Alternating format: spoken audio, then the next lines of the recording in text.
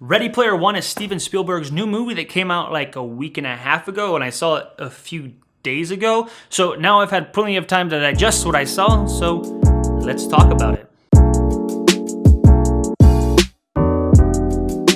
For those of you wondering, this will be a spoiler-free discussion, so if you haven't seen the movie yet but still want to hear an opinion about it, feel free to watch on. So the movie takes place in the year 2045, which is all futuristic. And for the most part, the future is now controlled by a video game named Oasis, created by James Halliday. James Halliday put an Easter egg in the video game that, if found, not only gives you control over his company, but also $500 billion. So, as you can expect, a lot of people are very interested. Of course, our main character, Wade Watts, being one of these people. The story follows Wade Watts and his friends in their adventure to find the Easter egg. As you can probably guess, the bulk of the film takes place in the video game, and about 30% of it, I would say, takes place in the real world. So what do I think of the movie? Let's start with the characters. Our two main characters both get quite a bit of backstory, but I feel like only Wade goes through any sort of arc. Like, I guess the main girl does too, but it's so two-dimensional and she really just changes her opinion about something. The other characters in this movie are just, I don't know, they're just there. Like, the main cast is actually pretty big for this movie, which isn't necessarily a bad thing, but it means a lot of them don't get really fleshed out, or we don't get told anything about them, so they just appear bland. Yeah, that's my phone. Who am I getting a call from? Alright, love you. Bye-bye. Okay. Back to the video. Where was I? There are two characters in the main cast that really come to mind about this, where we don't really know anything about them through the entire movie, but at the very end, we're expected to care about them. Why? And then there's the side character, Aish? I don't know how to pronounce that. I feel like I do this a lot. The point is that they don't really do a whole lot through the entire film except for like haha funny stuff, and then there's this stupid reveal at the end that was so predictable. My sister leans over to me halfway through the movie and goes, "Hey, this is gonna happen," and then I laugh because I'm like, "Hey, that's gonna happen," and then sure enough, wow, who'd have expected that to happen? That's crazy, insane. I actually found it kind of odd how much the video game creator James Halliday got, which I'm not saying is a bad thing at all. I mean, he was my favorite character.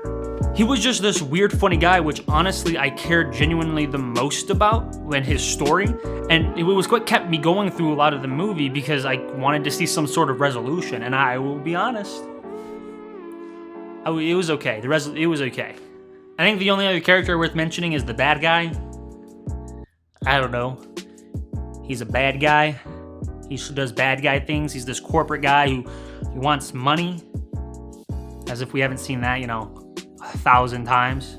The bad guy was just there. Like, he's definitely served his purpose as a bad guy, but I don't think he was meant to be anything other than what he was, but I felt like the movie wanted him to be more than that, So the story is okay. Look, I really enjoyed it until the last about 30 or 45 minutes of the movie, where it just kind of started becoming more and more in the real world. There were parts and scenes in this movie that I thought were really cool, and the mystery of the movie sort of tied it all together. I loved watching the pieces sort of fall in place. But then the mystery stops, and it all falls apart. It got really cringy and shit in the last 45 minutes of the movie, and I don't know why.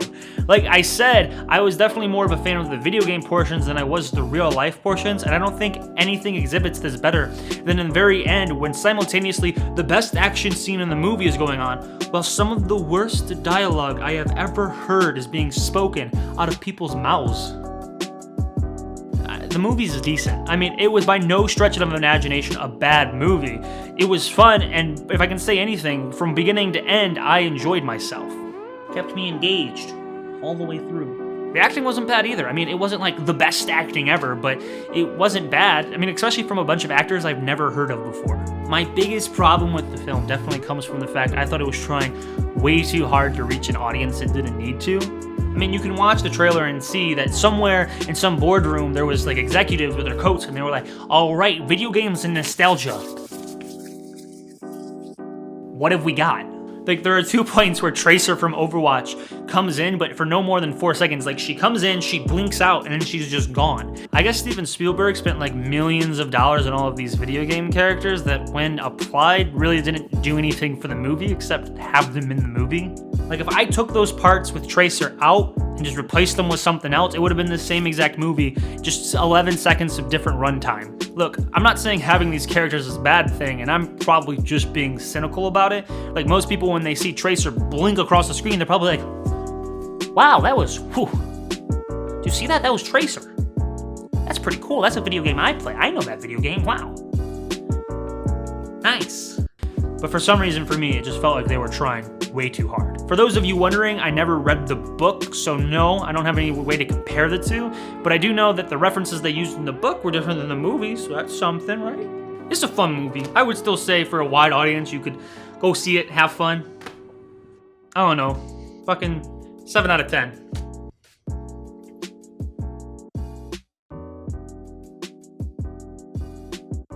Hey there. Thanks so much for watching this little review I made. If you liked it, why don't you hit that subscribe button, or like button? It'd mean a lot to me.